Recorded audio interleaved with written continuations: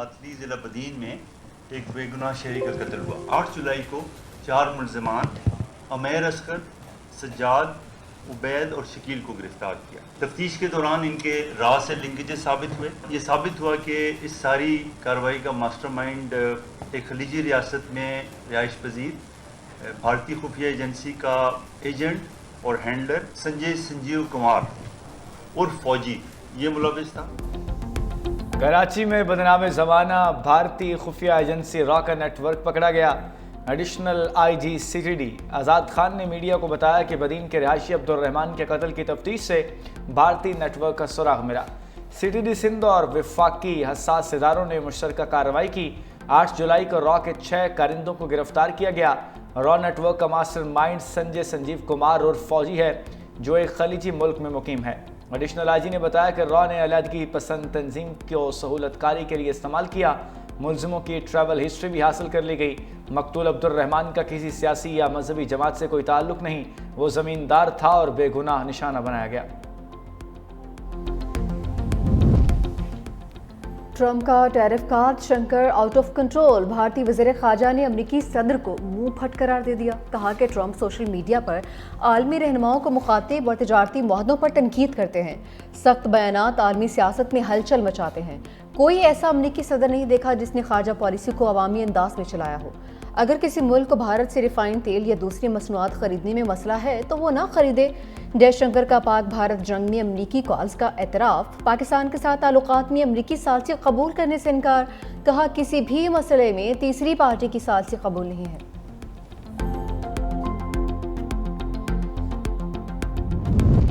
भारत के साथ जब भी बात होगी बराबरी की बुनियाद पर होगी। वज़ीर दाखिला मोहसिन नकवी का ऐलान। कहा ऐसा नहीं हो सकता कि हम किसी से बराबरी की भीख मांगें और वो वक्त गुजर गया है। मजीद बोले किसी को टीम में शामिल करने और निकालने में मेरा कोई किरदार नहीं। सिलेक्शन का फैसला एडवाइजरी और सिलेक्शन कमेटी करती है। तवक्को है खिलाड़ी एशिया कप में अच्छी परफॉर्मेंस दिखाएंगे। कौमी टीम भारत के खिलाफ भी बेहतरीन खेल पेश करेगी। गुजारिश है टीम पर गैर ज़रूरी तनकीद से गुरेज करें।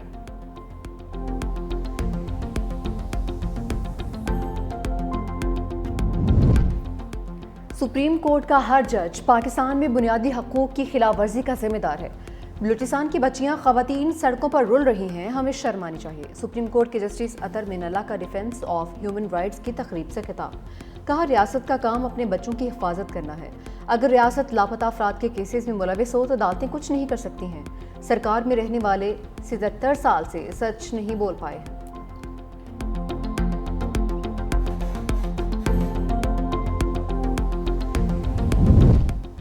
अलीमा खान के बेटे कानून की गिरफ्त में 9 मई मुकदमात में दूसरा बेटा भी 5 रोज़ा रिमांड पर पुलिस के हवाले।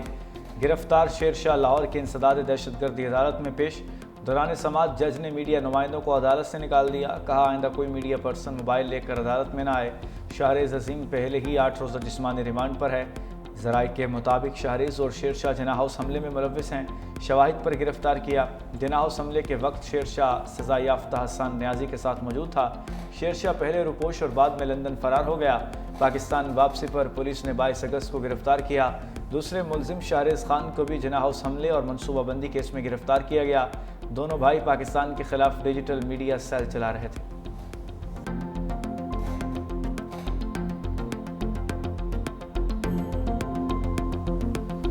शेरशाह और शाहरेज़ इस वक्त दोनों पुलिस की कस्टडी में।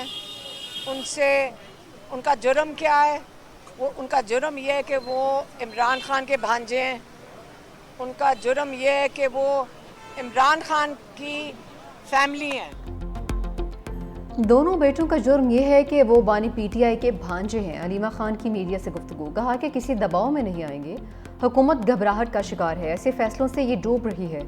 हुकूमत इस तरह की कार्रवाइयों से फैमिली पर दबाव डालना चाहती है ताकि बानी पीटीआई को मजीद दबाया जा सके।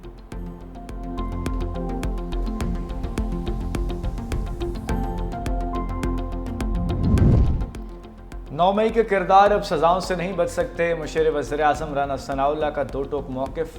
कहा आवाम इन शरपसंदों के चेहरों को पहचान चुके हैं। मुल्क अब धरनों और जलाओ घिराव का मुतहम्मिल नहीं हो सकता। मुज़ाकरात और अदालती फैसलों का आपस में कोई ताल्लुक नहीं। कौमी डायलॉग पर बात होनी चाहिए। जब तक आप टेबल पर नहीं बैठेंगे मसाइल हल नहीं होंगे। حکومت 27ویں ترمیم اور نئے صوبوں کے قیام میں مکمل طور پر غیر سنجیدہ ہے۔ جب کوئی خبر نہیں ہوتی تو آئینی ترمیم اور صوبوں کے شوشے چھوڑے جاتے ہیں۔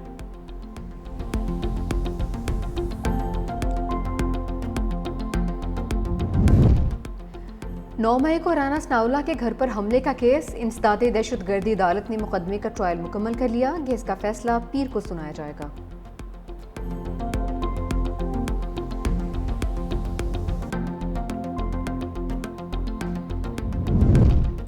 پیپلز پارٹی اور نون لیگ کا قومی اور صوبائی ضمنی انتخابات مل کر لڑنے کا اعلان۔ راجہ پرویز اشرف کہتے ہیں ضمنی انتخابات میں دونوں جماعتوں نے مل کر حصہ لینے کا فیصلہ کیا ہے۔ ضمنی الیکشن میں طے شدہ فارمولے کے تحت حصہ لیں گے۔ خوش اسلوبی کے ساتھ معاملات کو حتمی شکل دے دی گئی۔ حنیف عباسی بولے ہم اتحادی ہیں، دونوں پارٹیوں کی لیڈرشپ دانشمندانہ فیصلے کرتی ہے، ضمنی انتخابات میں ایک دوسرے کے امیدواروں کو سپورٹ کریں گے۔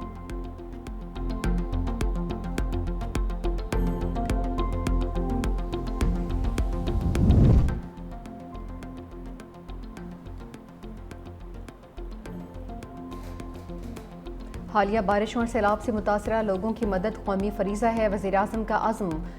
گلگت بلتستان کے علاقے غزر میں سیلابی صورتحال پر خصوصی احکامات۔ کہا کہ متاثرین کے ریسکیو اور امداد کے بعد ان کی بحالی کا کام شروع کیا جائے گا۔ تمام متاثرین تک طبی امداد اور امدادی سامان کی فراہمی کو ہر حال میں یقینی بنایا جائے۔ دریاؤں، ندی نالوں اور پانی کی قدرتی گزرگاہوں کی گرد تعمیرات کو روکنے کے لیے قومی سطح پر مہم چلائیں گے۔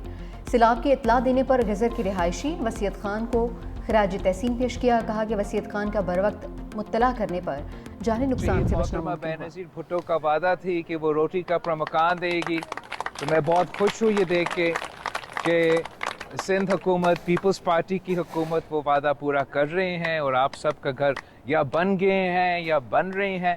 اور ان گھر کے ساتھ ساتھ جو سب سے اہم بات ہے کہ جو مالکانہ حقوق ہے، جو صنعتیں ہیں، وہ ہمارا کوشش ہے کہ ہم آپ کا نام کریں، خاص طور پہ ان گھر کی خواتین کا نام کریں۔ سندھ کے سیلاب متاثرین کو گھر دے رہے ہیں۔ بلاول بھٹو کہتے ہیں کہ کوشش ہے گھر کی خواتین کو مالکانہ حقوق بھی دیے جائیں۔ سندھ حکومت گھروں میں سولر پینل دینے کی کوشش بھی کرے گی۔ سندھ حکومت شہید بے نظیر بھٹو کا وعدہ پورا کر رہی ہے۔ چیئرمین پیپلز پارٹی کے رتو کی یونین کونسل وارث ٹینو احمد سیلاب متاثرین کے لیے سندھ پیپلز ہاؤسنگ کے تحت مکمل اور زیر تعمیر گھروں کا جائزہ۔ مختلف گھروں میں جا کر مکینوں سے حوالہ دریافت کیا۔ گاؤں خیر محمد بروہی کے مکینوں نے مسائل کے بارے میں بتایا۔ بلاول بھٹو کے مسائل کے حل کے لیے فوری ہدایات۔ پیپلز پارٹی رہنما فریال تالپور بھی بلاول بھٹو کے ہمراہ تھے۔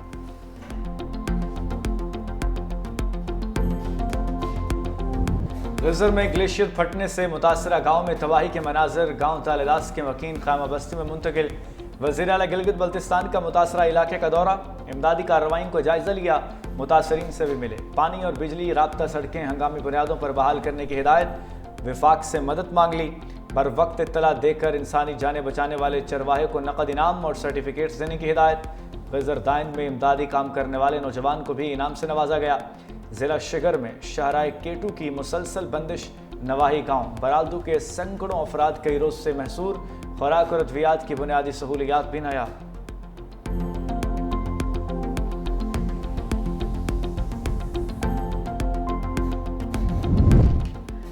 بھارت کے بغیر اطلاع چھوڑے پانی سے دریاؤں میں ہلچل۔ ستلج میں ہیڈ گنڈا سنگھ والا کے مقام پر پانی کی سطح مزید بلند، آمد 1,98,886 کیوسک ریکارڈ۔ ہیڈ سلیمانکی کے مقام پر پانی کی آمد 74,858 کیوسک۔ تیز بہاؤ کی وجہ سے بہاول نگر میں متعدد عارضی بند ٹوٹ گئے، پانی آبادیوں میں داخل۔ بونگا احسان بی بی کے قریب چرواہا سیلابی پانی میں بہہ گیا۔ جلال پور پیروالا کے مقام پر دریائے ستلج بے بھر گیا، موضع جامپور کا ذمہ دار بند ٹوٹ گیا۔ کوٹ ادو میں ہیڈ تونسا کے مقام پر دریائے سندھ میں توگیانی، پانی احسانپور اور گردنواں کے علاقوں میں داخل۔ زمینی رابطہ منقطع۔ کشمور میں گڈو بیراج بھی پانی کی سطح سے مزید بلند ہو گیا، کچے کے متعدد دیہات ڈوب گئے۔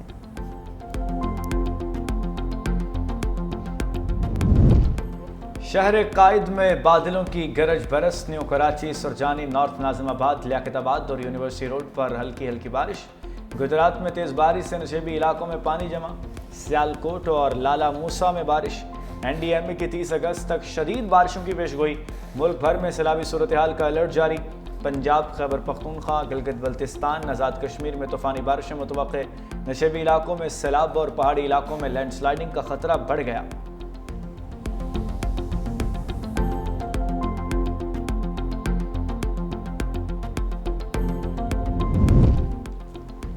بارشوں کے بعد میئر کراچی کو تنقید کا نشانہ نہیں بنایا. گورنر سندھ کی وضاحت. کہا کہ میئر کراچی کو آفر کی کہ مل کر چلتے ہیں. مجھ پر پارٹی کا جو قرض تھا اس کو پورا کرنے کی کوشش کی ہے. مجھ پر سیاسی اور حسد کی بنیاد پر الزامات لگاتے ہیں. مجھ پر کرپشن کا کوئی الزامات نہیں لگاتا. ہم ملک کی معیشت کو مزید مضبوط کریں گے. وزیر اعلیٰ پنجاب مریم نواز شریف کا جاپان کے شہر اوساکا میں ورلڈ ایکسپو کا دورہ. ایکسپو ایسوسی ایشن کے ڈپٹی سیکرٹری جنرل نے خیر مقدم کیا. وزیر اعلیٰ نے ایکسپو کے لیے بہتر زندگی کے لیے مستقبل کے معاشرے کی تشکیل کے عنوان کو سراہا.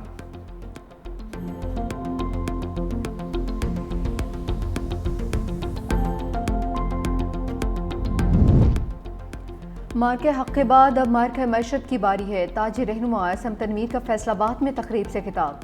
کہا دشمن کی غلط حرکت پر پاک افواج نے سبق سکھا دیا. مارکہ معیشت کی جنگ ہم نے لڑنی ہے. ہمارا ہدف $100 ارب برآمدات ہے. غربت اور مہنگائی پر قابو پانا ہمارا ہدف ہے.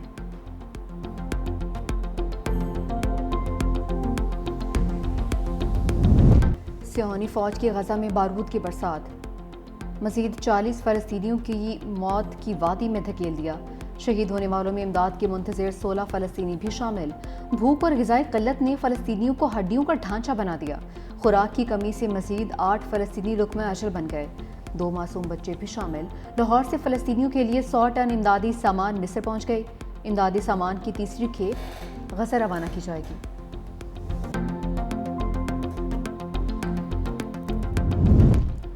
فلسطین میں امن کوششوں کو ناکام بنانے کی منظم سازش بے نقاب. سابق ترجمان امریکی محکمہ خارجہ میتھیو ملر نے حقیقت بتا دی.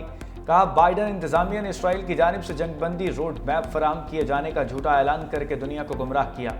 حماس مستقل جنگ بندی چاہتا تھا لیکن اسرائیل نے انکار کیا. اصل رکاوٹ اسرائیلی وزیر اعظم نیتن یاہو اور ان کی شرائط تھیں.